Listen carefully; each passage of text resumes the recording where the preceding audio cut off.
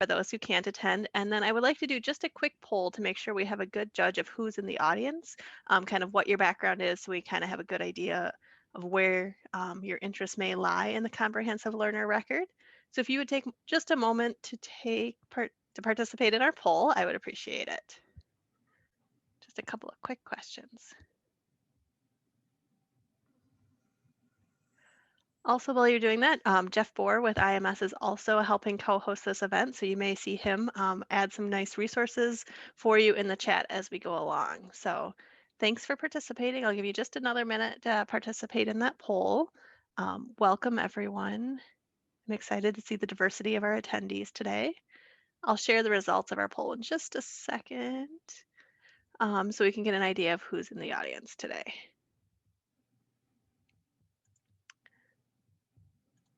All right. So it looks like we have a good mix of people. The most are from kind of the IT background, but if you add up the registrar, student affairs, academic affairs area, they outnumber our IT staff on the call today. So thank you for joining us. This is really an initiative that takes both sides of the institution to work together to make it successful. And then as far as implementation, it looks like most of you are still in that planning and investigation stage. A couple of you are fully implemented and some are in process. So kind of a good mix. This will be a great session for you. And then some of you have a platform already picked for your CLR and others are still working on that, and that is perfectly acceptable. So thanks for joining us today.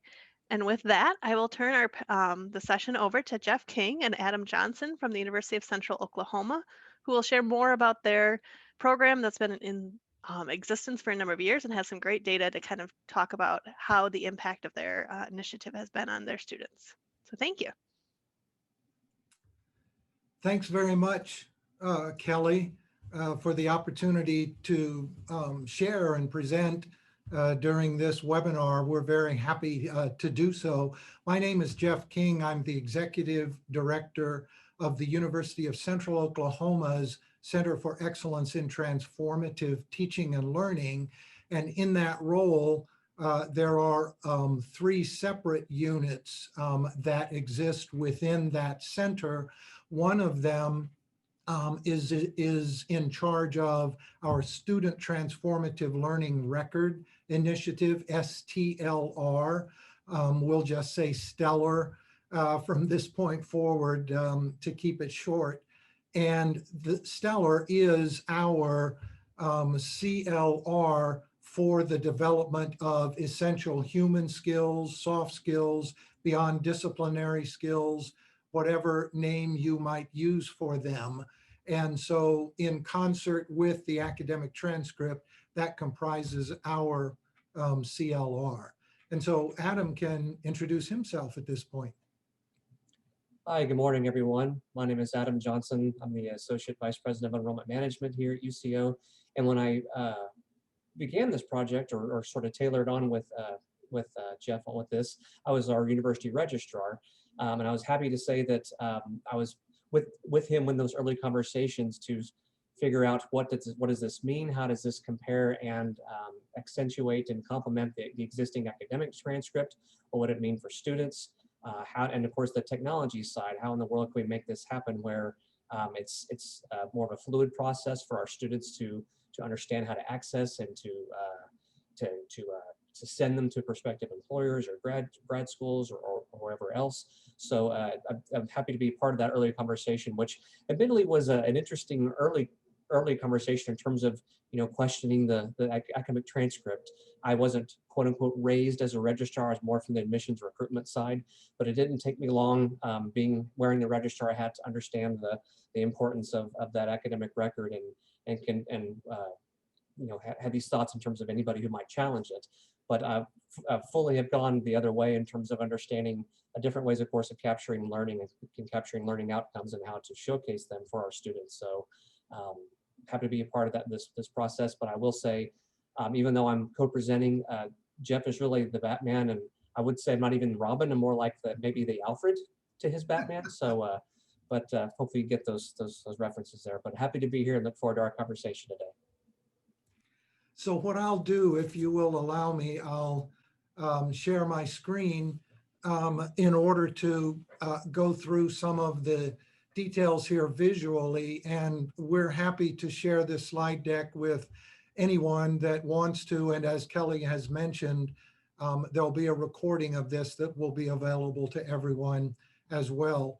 So the approach that I thought I would take to contextualize is to do the what, how, and why. And those of you who are Simon Sinek fans will recognize this, and I'll get to this a little bit later in terms of how do we move through this. And here it is. What are CLRs and what do they do? Only a brief period of time on that. I'm assuming most of you have a good grasp of that, hence your interest in this webinar. And then the how do they work part, we will get into a little bit of the description of how our CLR works, our STLR initiative, how we document, how it's evidence-based and so forth. But then the why is the really important thing. And one of the whys, of course, is the return on investment. And so we will drill into exactly how we calculate that on the finance side. But then, just as importantly, there are other kinds of return on investment. So the approach that I wanted to take for the what is to use a frame of reference that Heather McGowan has recently proposed. And I like this model very much because if you look at this in terms of how higher education documents things, the explicit curriculum is what you will find in course descriptions on syllabi, etc. The implicit curriculum is the learning that can happen outside of the classroom, but there's also implicit curriculum learning that goes on inside the classroom, not related necessarily to what shows up on a course exam. And these are the differences then. The academic transcript captures that explicit curriculum. The essential human skills needs, that development needs to be captured by higher education because it's a part of what we say we do. And those two things together comprise a comprehensive learner record, meaning what is the sum total of the learning that a student goes through during her time on campus. And the way that we approach it then is we think of our STLR process as developing these essential human skills. Another way to think of them are skills that employers want, which don't show up on the academic transcript. And you all are very familiar with those from numerous surveys and your own experience talking with employers, ability to work on a team with people who disagree with you, ability to lead when the situation demands, to solve ill-formed problems. You know all of that. Here at UCO, because a transformative education is part of our mission statement, the critical self-reflection piece of transformative learning is incredibly important in developing these essential human skills that we then document, which then show up on our CLR record. So the how is what is our how here at the University of Central Oklahoma. And what you see here in front of you are what we call our 6 central tenets. But the academic transcript is the place where you would find information about student development in discipline knowledge.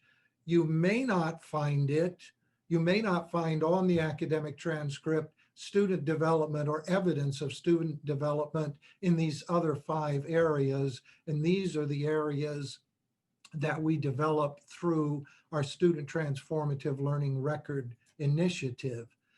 And so this is a Metro Map layout, if you will, of the kinds of skills that are developed as students engage in activities, assignments, co-curricular events, and so forth, connected to each of our tenets. And this Metro Map And the stops on each of the lines on the Metro map is what was shared with us in a working session that we had with our Stellar Employer Advisory Board, which we put in place very, very early on in the history of Stellar. And we're now coming up to 6.5 years of Stellar implementation here. But what we found out in that working session is that when the employers told us, for example, under leadership, they said, if one of your graduates comes to us with the top badge level of achievement in leadership, then these are all the skills we would expect they possess at a relatively good level in order to hit the ground running day one. And then they did that in breakout groups for all of the tenants. And then we looked at them and there were some skills that crossed over. And those are the transfer stations, if you will, on the Metro layout that you see here. So here are our badge levels. We have 3. Lowest is exposure, meaning the student was just exposed to a concept of global and cultural competency, let's say. Integration, they're beginning to put it together to integrate that understanding, that approach, that way of conceiving of themselves into their own lives. But transformation is when there has been a perceptual shift in how they think about themselves related to this tenet area of development. And because we built our CLR to be evidence-based, we have rubrics that associate with each of our tenant areas. And here is one of the iteratively developed versions of a rubric in service learning and civic engagement that faculty have over time, both individually in department working groups, in interdisciplinary working groups, developed after they become facile in working with assignments in their classes to which they have associated one or more of the tenets. And so even though our core rubrics, if you will, are much more detailed than what you see here, faculty, as they get comfortable using the rubrics, can make authentic and rigorous and yet quick at the same time assessments when they boil down in their own minds what are the key things they're looking for, in the narrative or other kinds of reflective artifacts that students present as evidence, which are then assessed using the rubrics in order to determine which badge level a student has achieved. And the upshot of all of this is what we call our stellar snapshot. And Adam may smile to himself when he remembers that initially when the Stellar group approached his office and said, Adam, you know, we're working on building a way to transcript, if you will, this development of these beyond disciplinary skills. And he kind of said, whoa, whoa, whoa, whoa. I get kind of nervous when you say the word transcript as a registrar. Adam, you may have a comment about that when you heard it. Well, and again, that's just how my predecessor ingrained upon me the integrity and the level of seriousness of what the transcript was supposed to reflect. But even before this, there was various attempts from other campus entities to create an activity transcript just of students' involvement in various organizational groups, and we were very defensive of it at that term. So I think we built up a bit of a wall in terms of trying to stake their claim into the label of transcript. So that was part of the initial defensiveness. But of course, as we developed and had our conversations to understand what we're really trying to achieve, my mind certainly opened up more. So. Yeah, it's a very good point about the integrity, maintaining the integrity of what these CLRs document and then reveal. And so that's why we are so very, very intent that our STLR snapshot is an evidence-based document, and it actually carries the seal out of the registrar's office. It is an official document showing student development. And in order to be that, then it does have to be based on evidence, the same way grades are based on evidence that show up on the academic transcript. And what you see on the left of your screen is a front page. Typically, these are at least a couple pages, but this is what a front page might look like for hypothetical student Buddy Bronco here. And it is the students that select from among their STLR engagements which ones they want to reveal in any version of their STLR snapshot. That's why we named it Snapshot. They, in essence, build a picture for a given time, for a given usage, and that becomes a snapshot of what is a subset of all of their STLR engagements. But remember, because everything is evidence-based, anything that they can select from among their STLR engagements within our system has been vetted by the university. And that's why when it shows up here on their snapshot, it is an official record. But they are able to customize these. They could move global and cultural competencies up to the top, for example, for a particular job interview, the same way you customize a resume. Very typically, our students always show their top badge level, the transformation badge level, among those that are revealed underneath. But we are robust enough with our STLR initiative across the entire institution, both curricular and on the co-curricular side, that as an undergraduate leaving our institution with a bachelor's degree may very literally have 200 plus STLR engagements. And so we had to put a limit so these things don't become pages and pages long. And we said up to 10 individual things can be shown under each tenant. And so they can choose which ones they want to reveal. What you see on the right is input from our STLR Employer Advisory Board. And they said to us, for hiring managers not familiar with STLR, you need some kind of abstract to get them up to speed, to contextualize what this thing is showing them. And so on the back, we put what we term our STLR rubric abstract. These are not the detailed STLR rubrics, but they can help a hiring manager understand what does global and cultural competence mean, and what are the different levels. And so that is a good example of our Employer Advisory Board input. We honor our students when they achieve that transformation level. They receive honor cords in the colors associated with each of our tenets.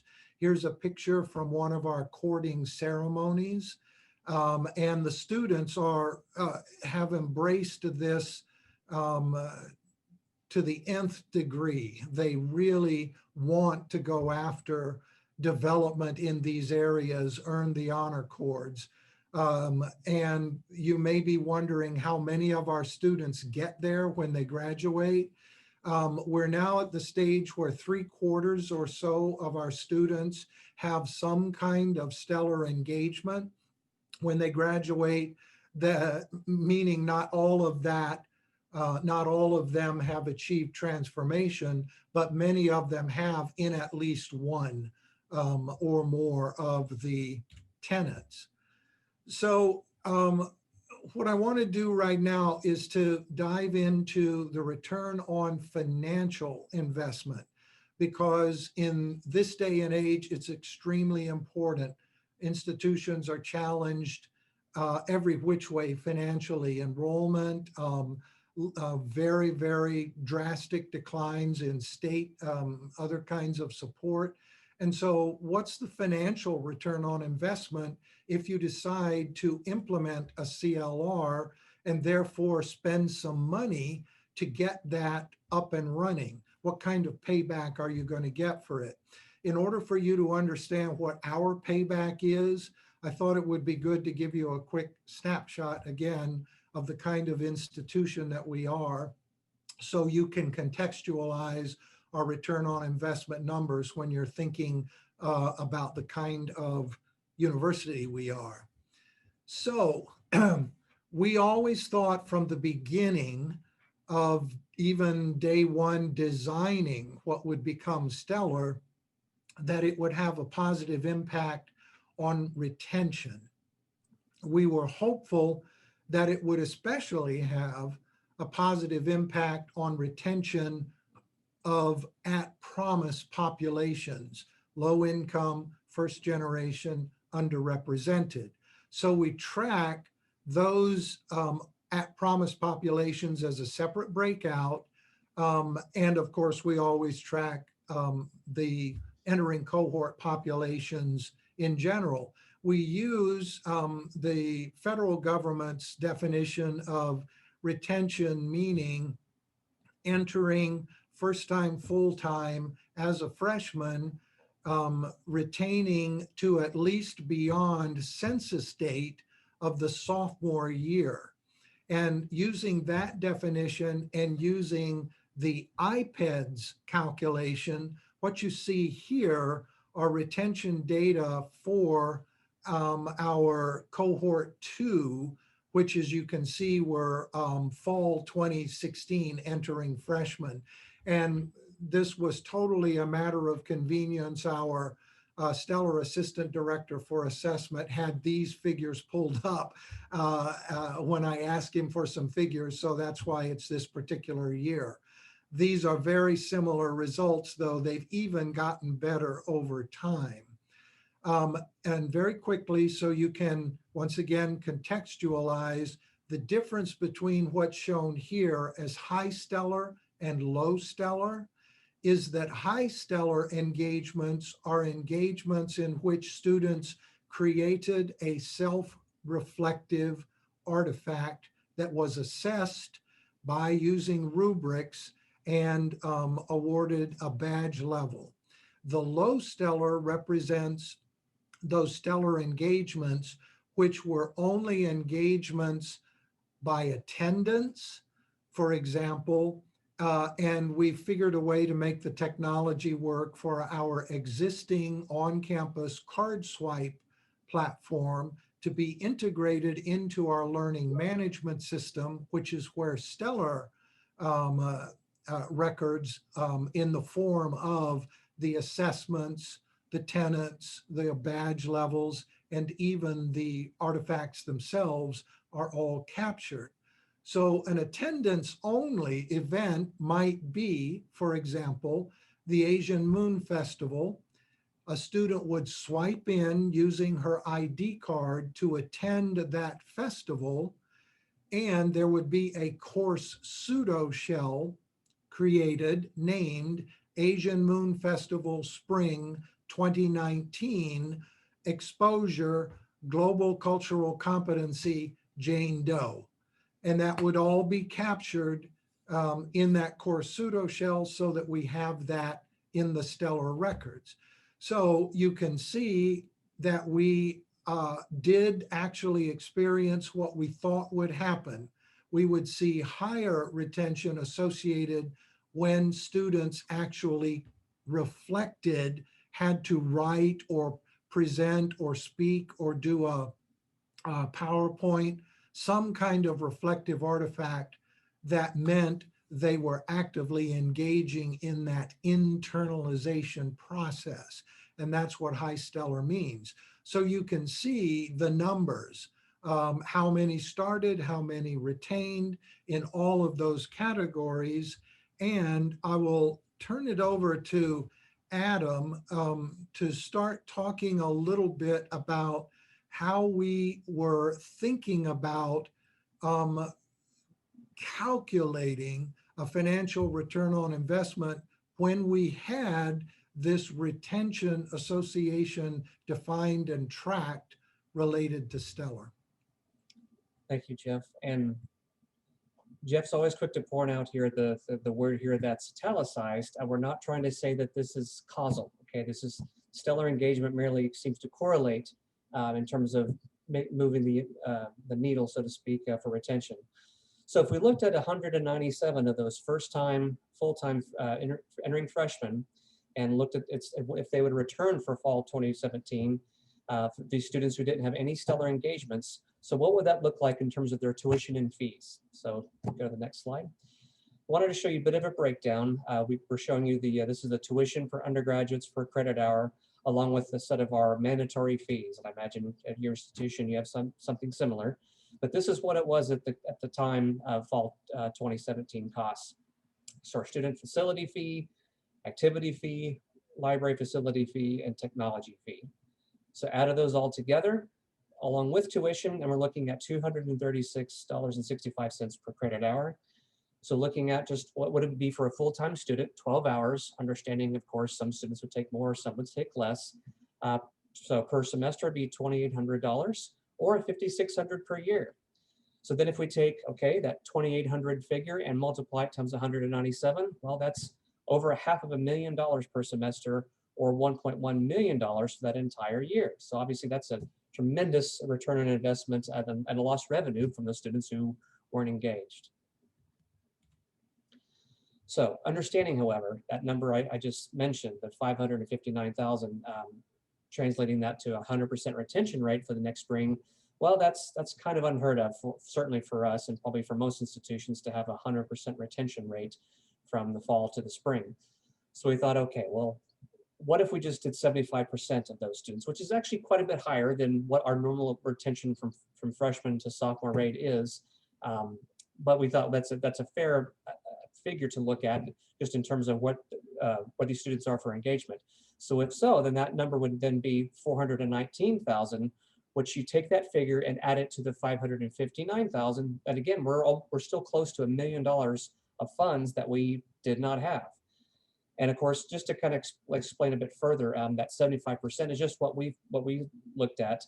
You can certainly look at your own what-if scenarios and looking at various subpopulations. Perhaps you want to look at their similar demographics, incoming high school and GPAs, what high schools or regions they may be coming from. So you can certainly do your own assessments when it comes to figuring out and determining based on prior examples what this population may return as from fall to spring or from fall to fall even, and then compare that with what it might be for engaged STLR students.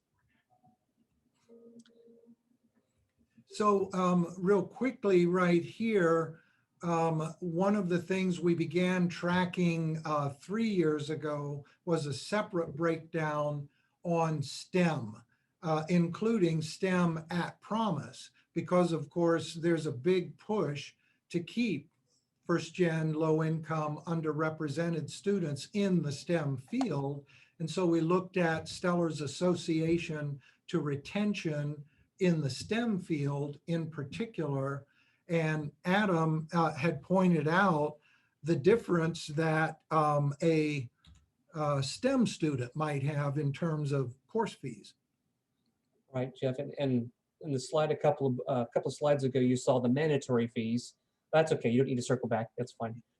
You see the mandatory fees there, but we also have individual college fees as well. So, and as a subset of that, there's fees if you're a nursing student within the College of Math and Science. So as you all know, fees get added up quite a bit. But just looking at a STEM student, that would be an additional $49.45 added to that previous figure. So now, as you can see, we're looking at $286 per credit hour times full-time student times that 54 count of students, and we're looking at another almost $200,000 in addition to what we would have had for that 197 count students. So if we look at those students and retain them at 75%, well, there's another 139, or again, a $324,000 we would receive from this particular cohort of students, but did not. So we're already well over $1 million that the institution could have had to reinvest in itself, reinvest in faculty or other initiatives, or again, just holding on perhaps. Jeff mentioned, of course, the cuts that a lot of us are getting statewide and having to result in staff and faculty reduction. Perhaps this type of investment would stave off that type of movement. So you can see right there just how important this can be. And one comment right here is that when talking to an individual dean, I mean, we track by college on our retention. I mean, we try and track every which way from Sunday on our retention, but by college is definitely one, because for example, right here, being able to go to the College of Mathematics and Science dean and say, okay, if all of your students who didn't have STLR had STLR because your faculty in that first year of instruction in their STEM classes had STLR tagged an assignment, then you would have had 54 more coming back, and that's what would have translated into, just for your particular college, this recouped money that otherwise would have been lost. And we also track trend line analyses, and this gets to the attention of upper administration because this makes the clear case that UCO's retention numbers fall to the next year across the entire student body, or even just among the freshmen, as shown here, would be much worse in the absence of STLR. So trend line analysis is very, very important. We also have all of this dashboarded. I won't go to the site here, but this is freely accessible. If any of you want to go to broncoanalytics.uco.edu/STLR, you can noodle around among the various data. Those are interactive graphs that are shown there. So now comes the thing that's going on in the background of all of your minds, I know. We've been careful to say correlates with, associates to, because we understand the difference between correlation and causality. But let me make a case for why we're comfortable with being able to say that and not get scared away. Here are several reasons why. Most of you on the call, I'm sure, are very aware of the robust literature that seeks to discover the impact of student engagement on retention, and STLR ups student engagement with the campus community, with their faculty, with other students as they engage in co-curricular activities, in doing projects outside of class under the mentorship of faculty. There's a robust literature and much research to show that this is a real thing. Transformative learning, I don't have time to go into here, but when you understand the impact of transformative learning and you understand that we built STLR to be UCO's operationalization of transformative learning, then you will understand how and why a transformative learning approach has a huge positive impact, not just on learning, but on teaching. I have tons and tons of both quantitative and qualitative data showing that this has made a big impact on what our faculty are doing in terms of improved teaching. Also, STLR is not opt-in and opt-out. Many may think, well, it's just your good students that do STLR. Of course, they have higher retention. If you're someone who just made it past the ACT minimum, you enrolled, you're first generation, you struggle in math, give me any other demographic you want to give me, and yet you take a class as your first class in your fall freshman year, and that class has got a stellar tagged assignment, then you're doing stellar and you're in our data. So we don't have any cherry picking going on based on things like GPA. And as a matter of fact, when we run the data to control for these different kinds of variables, we see stellar still correlating and associating with improved retention, even if we're looking at, let's say, first generation 19 on the ACT entering score and a high school GPA of only 2.1. Stellar still has a positive retention association there. And our data are based on large N studies, and they're very statistically significant. So we've got rigorous studies, and this retention lift has held. It's even getting stronger as stellar has spread over time. And then many of you may wonder, well, this is too heavy a lift. You know, you guys are doing it across your entire institution. How'd you do that? You know, our faculty are all grumpy. They're never going to do this. I can tell you that all of those things were in place here. We built Stellar to address them from the beginning. I will comment, though, that from the beginning, Stellar had the input of everybody on campus. We convened a Stellar project team. There were faculty, there was academic affairs at the table, student affairs, residence halls, students. We had vice president sponsors of that project team from IT, from academic affairs, from student affairs. So we were intentional about this being across the whole university because indeed it does live there. So here's the important stuff. Why do this CLR? And we hope we've made the case about the positive financial return. I haven't mentioned yet accreditation. And if you're telling your accreditor, oh yes, we have holistic student development, and oh yes, our graduates are leaders when they graduate. Okay, so how are you tracking that? Is it an evidence-based process? It should be evidence-based. If it is, where are your data? What are your data over time? Are you getting better? Are you getting worse? You have to be able to show that stuff to your accreditors, both institutional and programmatic.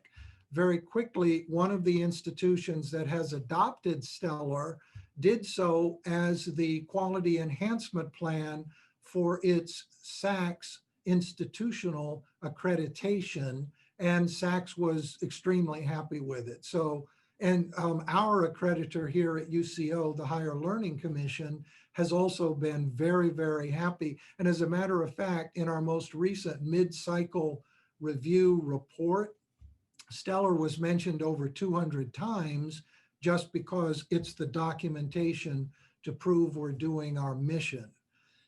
But here's something which I think is even more important regarding the return on investment. And I've recently been reading Heather McGowan's work, The Adaptation Advantage. This is one of the graphics where she's making the point about how it used to be when universities were preparing students for a lifetime after graduation. And we all know this is not the way it is anymore. And today even, skills have a shelf life of less than 5 years, according to some studies. So what that means is our current environment is a new paradigm. And if someone's going to be a successful human being, meaning worker, earner, community member, family member, that individual has to be a constant learner, a constant upskiller. If skills only got a half-life of 5 years. What are you going to do in the 6th year after you graduate unless you learn more? So that means universities have to be about the business of helping students learn how to learn, but they also have to be about the business of helping students discover who they are in order to match what they're learning to be what they want to be in the world of work, family, community, environment, and so on. And so in this new paradigm, what we've got to do is we've got to document not just the learning that happened in college, but a learner in this new paradigm has to be able to document it and carry it with her throughout her whole life in order to be a successful worker in the 21st century.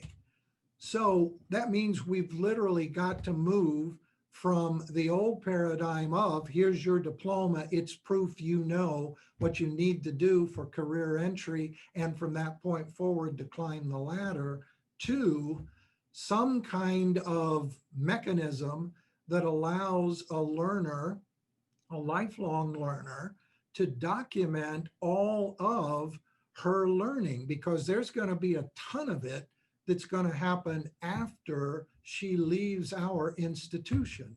So whether you call this an electronic wallet, we call it an e-locker. STLR is a part of this mechanism called e-locker, which is, and thanks and hat tip to IMS Global Learning Consortium for doing the work for building a standard which will allow the transfer of this kind of documentation between institutions, from institution to employer, and back again in an iterative process across a learner's lifetime.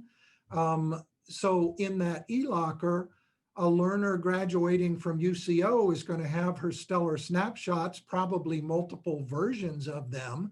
She's going to have badges that she will have earned in her employment, outside of her employment. As she upskills, she has to self-curate.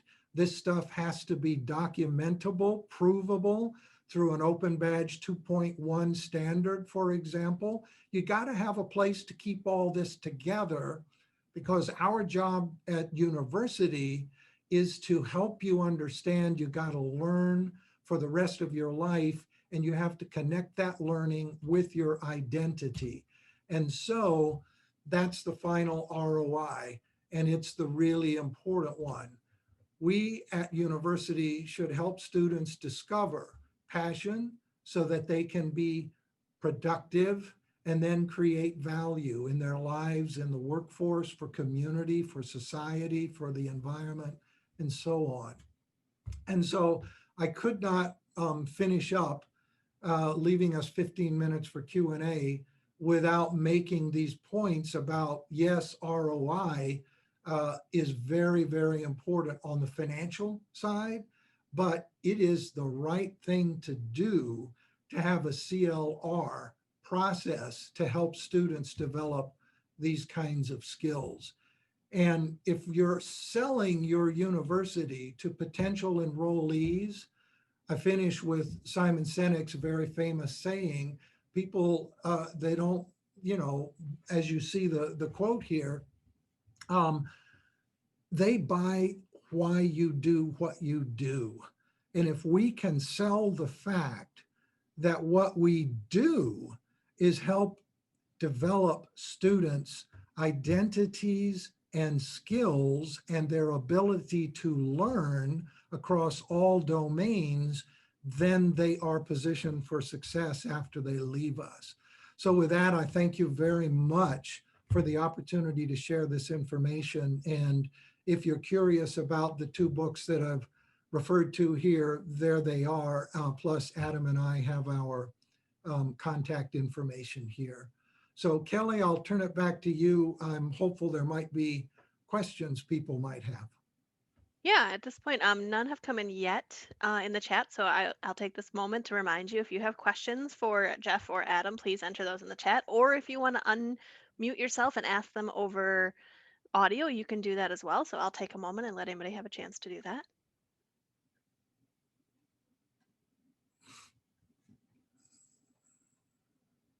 All right. I'll give everybody a minute to chat and chat in their question if they want. So I'm very excited that you shared your story today. This was a really powerful story. You know, there's a lot of interest in institutions who are starting their programs, aren't quite as far along as you have been. So thank you for doing that. Okay, good. We have a question. So given the institutional programmatic process, are faculty using badges within the LMS for your program?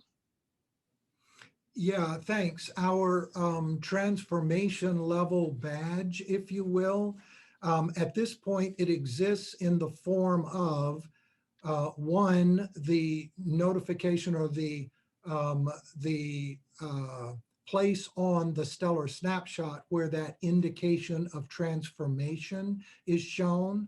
Two, in the form of the honor cord as the tangible physical evidence. And we are in the process of converting our transformation level award into an open badge compatible standard badge so that students would be able, even at this point, to, for example, show those badges in LinkedIn. Many of our graduates tell us, okay, when we graduate, that's when we shift our stellar snapshots over into LinkedIn because that seems to be a popular platform. Great.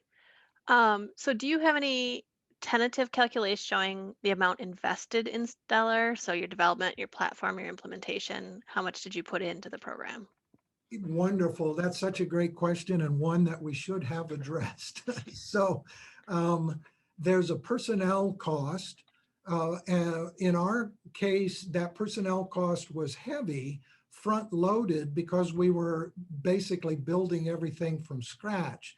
One of the first things we did with Stellar was to do an environmental scan.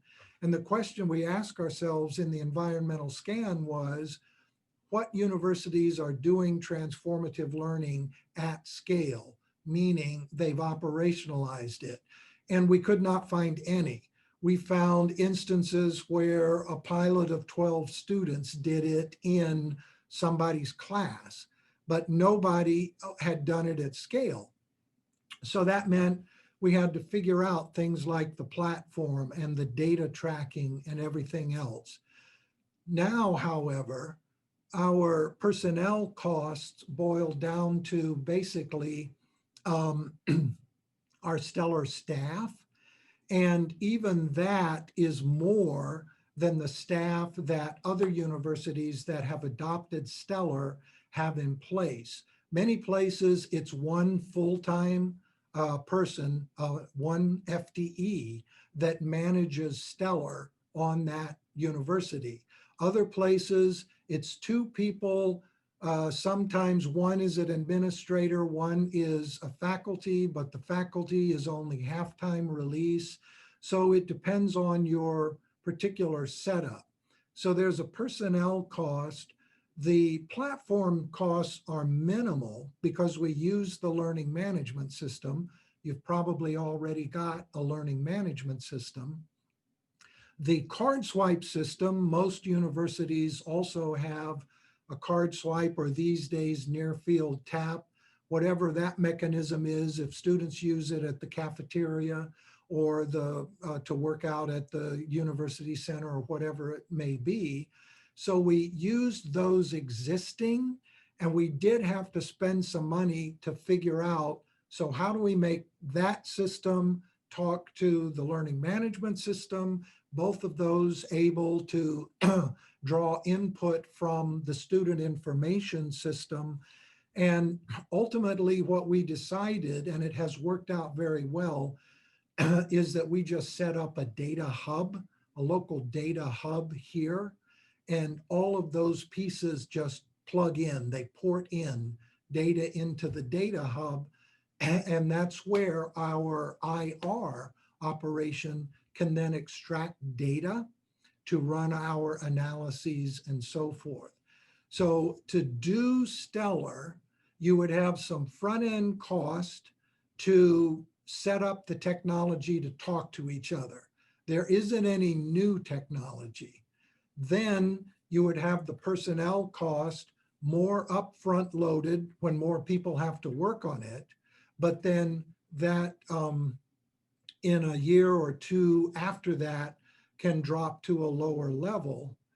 And then ongoing wise, there may be some minimal cost to get STLR into your electronic transcript delivery system or the Snapshot, your co-curricular transcript, whatever it is. So those are the costs. And the way that we funded it in the beginning, because we had to build everything from scratch and figure it out, was we had a Title III grant that helped support us. But the other institutions, all of them that have adopted and adapted, have not had grants. The one that used it for its QEP, obviously there's always a budget that goes with your quality initiative. That's one good way to jumpstart some funding for this kind of an initiative. And the one other cost, depending upon how faculty development is at your institution, you may have to spend stipend money for faculty to go through the training, because that is critically important. There are faculty in higher ed that have never used Rubrics before. There are faculty in higher ed that have never heard of transformative learning. And that's not a knock on those faculty, because that's typically not addressed in a doctoral program. So therefore you have to address that so that you have good inter-rater reliability when there are the rubrics used, and you have to train faculty, if you're using the STLR model, to create good reflective prompts, because otherwise you're not going to elicit quality information from the students.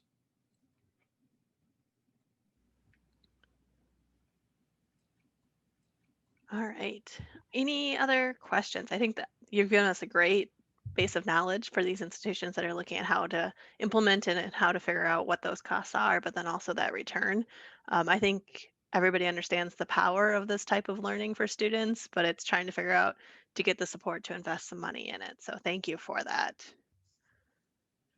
Absolutely. I know I've spoken with one of your students at University of Central Oklahoma, and she had wonderful things to say at the program about the program, and saying how important it was and how crucial it was for her to actually land her employment after graduation, because not only did she have this great snapshot, but it also helped her articulate what her skills were. So being able to have that language as a student to know what they know how to do as they go out to speak with those employers.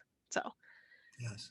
One other thing that I might mention has to do with the culture, or maybe even the mission at an institution. Does STLR fit? And among the institutions that have adopted and adapted, we have had pretty much the entire range. We have the very first that adopted and adapted was a two-year college, and they did it because it was a provincial mandate there in Ottawa, Canada. And the provincial government said to every higher institution in the province, employers are saying that graduates don't have this skill set that they ought to have. You guys figure it out, and we want to see it documented. So when that two-year institution got that mandate from the provincial government, they did an environmental scan to find some institution that had done that is implemented in a documentable, evidence-based way, the development of those employment skills. And so they got in touch with us and adapted it. So we've got two-year, we have faith-based institutions that have adopted and adapted. We have universities in the Cal State University system, in Texas, in North Carolina, in other places in the US, and then New Zealand, Kathmandu, South Africa, one of the most successful has been in Ireland, the largest university in Ireland there, Technological University of Dublin. They have implemented STLR and just did an incredible job. They had planners and project managers, and it was basically two people, two faculty in their College of Business that said, okay, we're convinced we're going to figure this out. President supported it, and they made it happen in about 9 months. So we have all different kinds of types. Don't let a difference in mission or culture or institutional type be a barrier. That's great. Thank you. That's a good encouragement to our institutions. So before we go, just a couple of housekeeping things to keep track of. If you're interested in these CLR roundtables, they do happen monthly. Because of the holidays, we kind of shifted our cadence a little bit. So our next one will actually be at the end of January. Details will be coming shortly. So make sure just to kind of watch the website and watch social media. We'll be sharing that information. In addition to that, IMS will be hosting our Digital Credentials Summit March 1st through the 4th. So mark your calendars. CLR will be one of the topics that's covered at that summit. But if you have a story to share, we also are in the current cycle where we're accepting proposals for presentations. That proposal deadline is December 31st. Information can be found in the chat if you're interested. So thank you, Jeff and Adam. This was a great presentation, very informative for our listeners and those who will be watching the recording later. So thank you very much. And have a great day, everyone. Thank you.